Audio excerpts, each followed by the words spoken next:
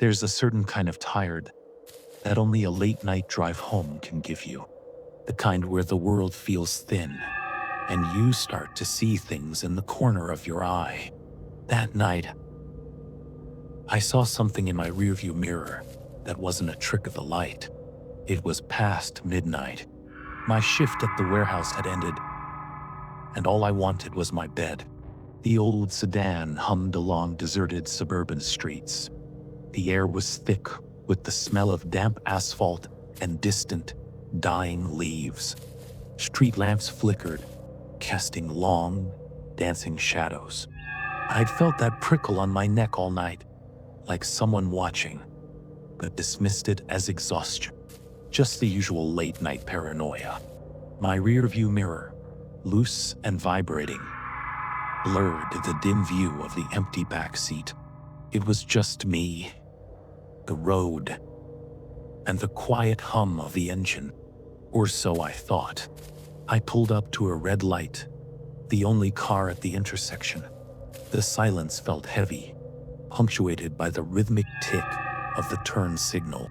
I stifled a yawn, my eyes drifting to the rearview mirror. And that's when I saw him. He was sitting in the back seat, directly behind me.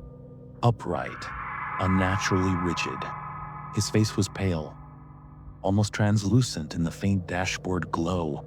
His eyes, hollow. Vast pits of darkness that seemed to swallow the light. Empty, like someone had scooped out everything that made a person alive. And they were staring, unblinking, directly into mine. My breath hitched.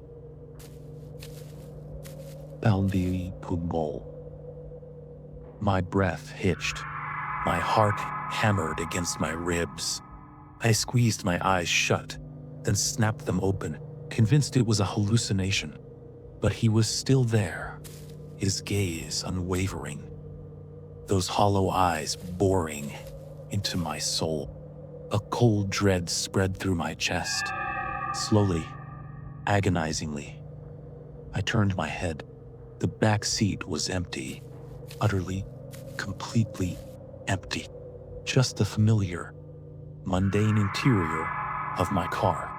Relief washed over me, quickly followed by self-reproach. I was losing it.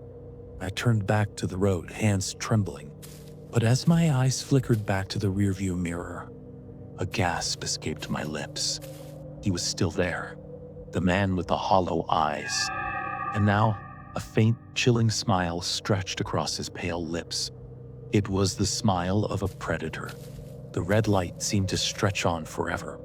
When it finally turned green, I floored the accelerator, desperate to outrun the reflection that haunted my glass. But I knew, deep down, I couldn't. He was already inside my passenger. The drive home became a blur of frantic glances at the rearview mirror. He was always there, a silent, unmoving specter. His hollow eyes fixed on me, his smile widening imperceptibly. I tried to rationalize it, but the cold dread in my gut told a different story. This wasn't my imagination. This was real. I pulled into my driveway, tires crunching on gravel. The house was dark, silent. I fumbled with the keys. Just get inside, I told myself. But as I reached for the door handle, an inexplicable urge made me glance at the rearview mirror one last time. And there he was. This time, he wasn't just sitting. He was leaning forward, unnervingly close. His hollow eyes bored into my skull. That chilling smile, a grotesque rictus. It was as if he was about to whisper some unspeakable secret. A cold, clammy hand seemed to brush my neck. The air grew heavy, suffocating. I could almost smell something metallic. I didn't wait. I scrambled out, slamming the door, not daring to look back. I ran to the front door, fumbling with the lock. Inside, my home offered little solace. Every shadow seemed to writhe, every creak a footstep. I locked the door, then double-locked it, dragging an armchair in front. My hands still shook, my breath ragged. I tried to calm myself, to tell myself I was safe. But his face pressed against the glass was burned into my mind. I wandered into the living room, flicking on every light, desperate to banish the darkness. My eyes darted, searching. I caught my reflection in the dark TV screen. For a split second, my blood ran cold. He was there, standing behind me, his pale hand on my shoulder.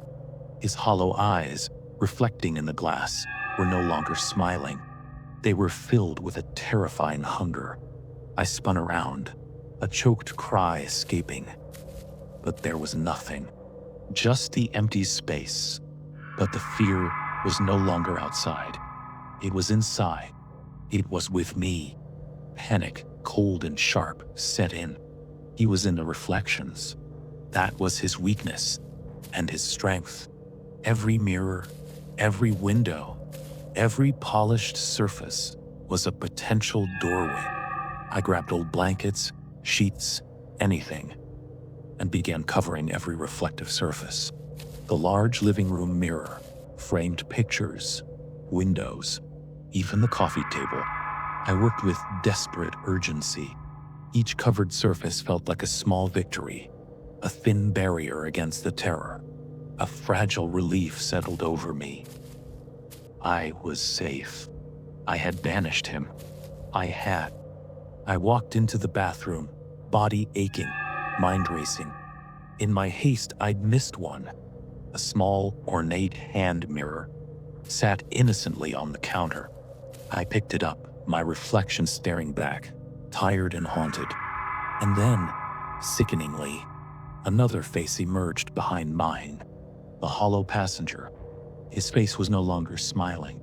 It was contorted, a mask of pure rage and hunger. His hollow eyes wide, desperate. His mouth open in a silent scream, pale lips pressed against the glass as if trying to break through. The mirror vibrated. A low hum. A thin, spiderweb crack appeared. Then another, spreading from his distorted face. The hum intensified. A high-pitched whine. The mirror grew hot, burning my skin. With a choked cry, I threw the mirror to the ground. It shattered with a deafening crash, fragments scattering. For a moment, silence. A profound, terrifying silence. I stood frozen, eyes fixed on the glittering shards, heart pounding. And then, from the largest shard, a pale, thin hand. Impossibly long fingers, tipped with dark, jagged nails, began to emerge. It was followed by another, then a wrist, a forearm, pushing its way out of the broken glass. The sound of cracking glass echoed from other parts of the house. A symphony of destruction, as if every reflective surface I had covered was now shattering, releasing its own captive horror. I had thought he was just a passenger in the glass. I was wrong. He was trying to get out, and I had just shattered his cage, scattering the pieces all over my home.